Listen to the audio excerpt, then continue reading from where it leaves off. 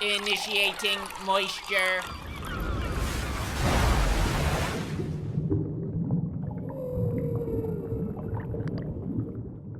Welcome to the Moist Meter. Today we're looking at Brightburn. That's the evil Superman movie. I fucking love that concept. An evil Superman movie that's R-rated and ultra violent and gory. And this movie really delivers on that front. This movie does not pull any punches. It's about child Superman becoming evil and just murdering anyone at all. Just becoming this cartoonishly evil character using his incredible godlike powers to just annihilate human beings. And when I say annihilate, I mean that in the most literal definition of that word. This kid does not hold back. There's a fucking scene where he causes a man to explode as if he just swallowed 10 drums of gasoline and then stuck a match up his asshole. It's just this huge, bloody, gory explosion, skin, guts, intestines flying all over the place.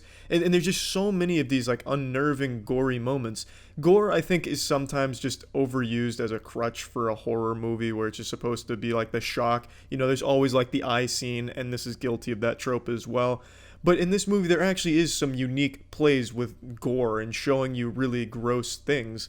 And I didn't expect that because the lead is a kid. It's child Superman, but evil child Superman. His costume makes him look like Quail Man from Doug. It's a goofy costume, but it works pretty well. My biggest complaint about the movie is that the horror aspects of it don't really work. Its jump scares are predictable, not effective, and it doesn't build tension very well. The movie's at its best when it's just showing this kid toying with his victims and then killing them. The story isn't that great either. There's not a whole lot of depth to any of the characters except for the parents. The parents do a great job. I think they were strong characters, but the kid has really no development or anything at all. He's just a very two-dimensional character. One second he's a normal kid who, just standard human being, and the next second he's an evil superpowered guy because he had a dream where he was super powerful and now he wants to take over the world. And there's really no development, there's no conflict, there's never a battle within himself like, hey, I used to be a kid that loved his parents, now I'm evil, maybe I should think about this. There's never any of that until the end of the movie. He has a moment of self-reflection, but it's kind of shitty and ham-fisted because throughout the entire movie, they showed none of that. He didn't do anything that even resembled doing something good. It was all just the most evil path he could have taken. So I think it was a little silly to try and all of a sudden at the end reel it back and make it seem like, hey, he's still just a kid trying to figure himself out. No, you've established he is just straight evil in all possible ways. You made that really fucking clear when he started murdering people who gave him a Jolly Rancher flavor he didn't care for. The kid just kills anyone and everyone for no reason at all. There's like a fucking phase montage of him just causing devastation across the world for no reason. Collapsing entire shopping centers because they were sold out of Yu-Gi-Oh packs.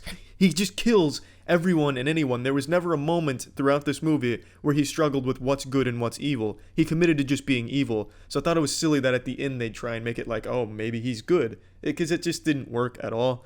And that's not a huge complaint because I don't think this movie really relies so much on its story or its narrative. It relies on its concept and its execution and showing you just how devastating it could be if Superman was a bad guy.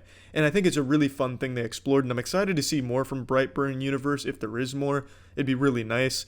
So let's plug this shit into the Moist Meter. I'm giving Brightburn a 70%. I wish the narrative was better. I wish it told a better story. However, I think it did just enough. It gave you the premise and it showed you a lot of cool shit about him becoming the ultimate evil. And it was really a refreshing spin on superheroes. It was a really disturbing look at it, and I really appreciated the risk they took.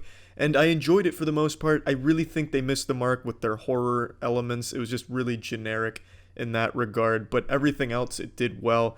A lot of things will definitely catch people off guard in terms of its gore and how the kid does his shit. It's just a very interesting movie that was executed well. I have a lot of respect for this. It was a good movie. That's it. See ya.